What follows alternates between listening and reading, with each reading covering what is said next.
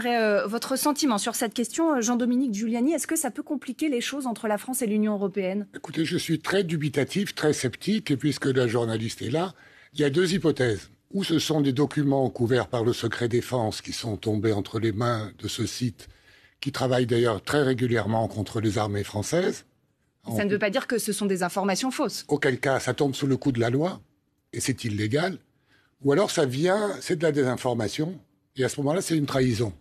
Et donc, je suis extrêmement choqué qu'on sorte cette information maintenant, sans en apporter, bien sûr, les preuves, si ce n'est comment on s'est procuré cela. Moi, je peux vous dire une chose, c'est que la France et le ministère de la Défense respectent scrupuleusement les décisions européennes pour la bonne et simple raison que souvent, elle est à l'origine de ces règles européennes.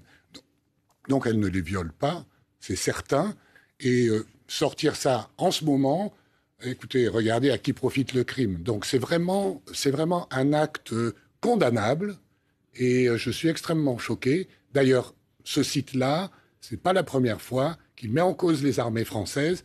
J'aimerais bien qu'on sache à quelle fin. Eh bien, Ariane Lavrieux est avec nous et donc elle va vous répondre. Ariane Lavrieux, on vous écoute.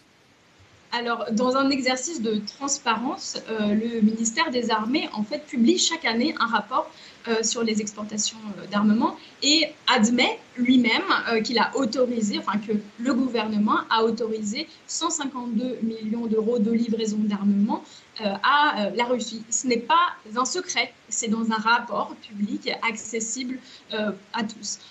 En revanche, effectivement, ce qui n'est pas public, c'est quel type d'armement. Et c'est là où, effectivement, ça pose question.